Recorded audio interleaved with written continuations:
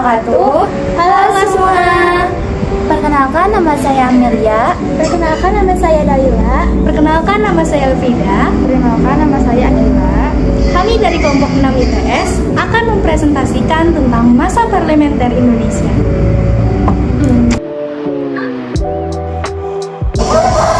Masa demokrasi parlementer adalah masa ketika pemerintah Indonesia menggunakan UUD 1950, Undang-Undang Dasar Sementara, sebagai undang-undang negara dan sistem pemerintahan parlementer. Artinya, kabinet bertanggung jawab kepada parlemen, DPR bukan kepada presiden. Presiden hanya merupakan lambang kesatuan saja. Dalam sistem ini, parlemen sangat berkuasa. Apabila kabinet dipandang tidak mampu menjalankan tugas, maka parlemen segera menggunakannya. Sistem parlementer disebut juga sebagai sistem demokrasi liberal. Masa ini berlangsung mulai 17 Agustus 1950 sampai 6 Juli 1959. Perkembangan politik. Sistem kabinet yang digunakan pada masa demokrasi parlementer adalah Zaken Kabinet. Zaken Kabinet adalah suatu kabinet yang para menterinya dipilih atau berasal dari tokoh-tokoh yang ahli di bidangnya, tanpa mempertimbangkan latar belakangnya partainya. Masa demokrasi parlementer di Indonesia memiliki ciri banyak partai politik yang saling berebut pengaruh untuk memegang tampuk kekuasaan. Hal tersebut menyebabkan seringnya pergantian kabinet. Perhatikan tabel berikut. Kabinet Natsir mulai dari September 1950 sampai Maret 1951. Yang kedua, Kabinet Sukiman mulai dari April 1951 sampai Februari 1952. Yang ketiga, Kabinet Wilopo mulai dari April 1952 sampai Juli 1953. Yang keempat, Kabinet Ali Sastroamidjojo yang ke-1 mulai dari 1953 sampai Juli 1955. Yang kelima, Kabinet Burhanuddin Harahap mulai dari Agustus 1955 sampai Maret 1956. Yang keenam, Kabinet Ali Sastroamidjojo II mulai dari Maret 1956 sampai Maret 1957. Yang ketujuh, Kabinet Juanda mulai dari Maret 1957 sampai Juli 1959. Berikut ini beberapa gerakan pemberontakan yang terjadi pada masa demokrasi parlementer. Yang pertama, pemberontakan Angkatan Perang Ratu Adil, APRA.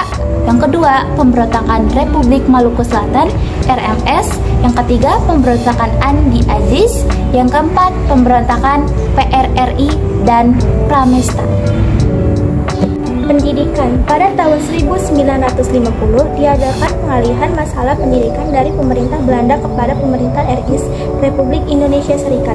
Kemudian disusunlah suatu konsepsi pendidikan. Pada saat itu, bangsa Indonesia sangat tertinggal dalam pengetahuan teknik yang sangat dibutuhkan oleh dunia modern. Menurut garis besar, konsepsi tersebut pendidikan umum dan pendidikan teknik dilaksanakan dengan perbandingan 3:1. Maksudnya, setiap ada 3 sekolah umum diadakan 1 sekolah teknik. Setiap lulusan sekolah dasar diperbolehkan melanjutkan ke sekolah teknik atas 3 tahun. Siswa dapat mengerjakan suatu bidang tertentu. Selain itu, karena Indonesia merupakan negara kepulauan, di beberapa kota seperti Surabaya, Makassar, Ambon, Manado, Padang, dan Palembang diadakan akademinya pelayaran, akademi oseanografi, dan akademi rias laut. Tenaga pengajarnya didatangkan dari luar negeri seperti Inggris, Amerika Serikat, dan Prancis. Pada masa demokrasi parlementer didirikan beberapa universitas: Sumatera Utara di Medan, Universitas Indonesia di Jakarta, Universitas Padjadjaran di Bandung, Universitas Airlangga di Surabaya, dan Universitas Hasanuddin di Makassar. Parlementer tentang sosial budaya. Kehidupan sosial masyarakat Indonesia pada masa demokrasi parlementer banyak dipengaruhi oleh gejolak politik dan permasalahan ekonomi. Gejolak politik menyebabkan munculnya gangguan keamanan di berbagai tempat dan upaya perbaikan ekonomi tidak berjalan lancar. Penyebabnya meningkatnya angka kemiskinan dan pengangguran. Kesenian. Dalam bidang kesenian muncul berbagai organisasi seni lukis seperti Organisasi Pelukis Indonesia atau PI dan Gabungan Pelukis Indonesia atau GPI. Selain itu, berdiri pula Akademi Seni Rupa Indonesia ASRI di Yogyakarta. Perkembangan ekonomi. Pada masa demokrasi parlementer, bangsa Indonesia menghadapi permasalahan ekonomi. Permasalahan yang dihadapi pemerintah Indonesia pada saat itu mencakup permasalahan jangka pendek dan jangka panjang. Permasalahan jangka pendek yang dihadapi pemerintah saat itu adalah tingginya jumlah uang yang beredar dan meningkatnya biaya hidup. Permasalahan jangka panjang adalah pertambahan jumlah penduduk dan tingkat kesejahteraan yang rendah. Untuk memperbaiki kondisi ekonomi tersebut, pemerintah melakukan berbagai upaya sebagai berikut. Yang pertama, gunting Syafruddin. Dalam rangka mengurangi jumlah uang yang beredar dan mengatasi defisit anggaran pada tanggal 20 Maret 1950, Menteri Keuangan Syafruddin Prawinegara mengambil kebijakan memotong semua uang yang bernilai Rp2,50 ke atas hingga nilainya tinggal setengahnya. Melalui kebijakan ini, jumlah uang yang beredar dapat dikurangi. Sistem ekonomi. Yang kedua, sistem ekonomi gerakan benteng. Tujuan dari sistem ekonomi gerakan benteng adalah sebagai berikut. 1. Menumbuhkan kelas pengusaha di kalangan bangsa Indonesia. Para pengusaha Indonesia yang bermodal lemah diberi kesempatan untuk berpartisipasi dalam pembangunan ekonomi nasional. 2. Para pengusaha Indonesia yang bermodal lemah perlu dibimbing dan diberi bantuan kredit. 3. Para pengusaha pribumi diharapkan secara bertahap dan berkembang menjadi maju.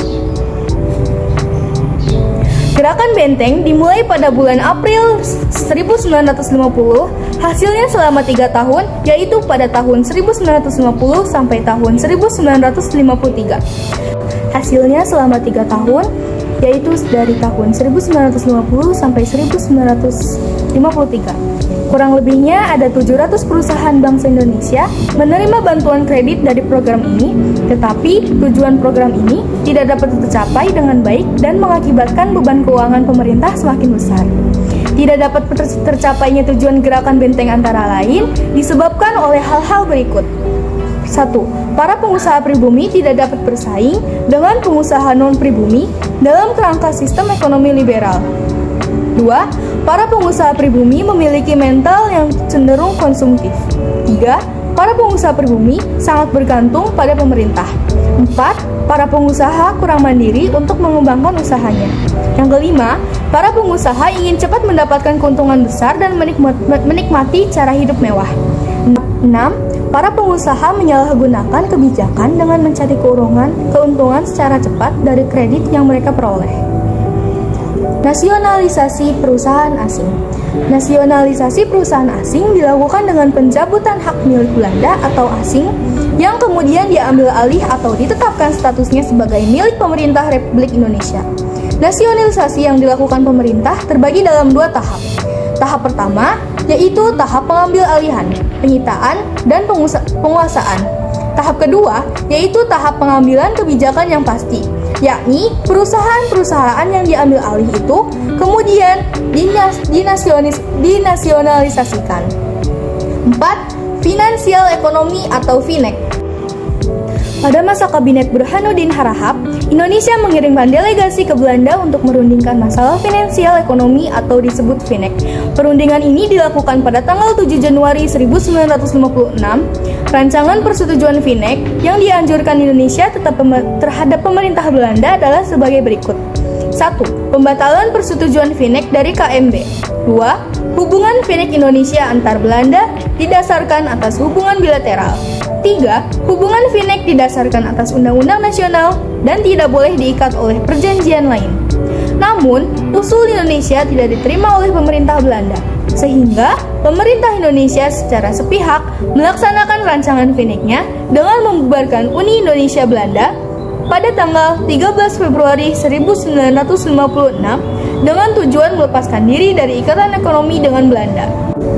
Dampak dari pelaksanaan FINEK ini, banyak pengusaha Belanda yang menjual perusahaannya, sedangkan pengusaha pribumi belum mampu mengambil alih perusahaan Belanda tersebut.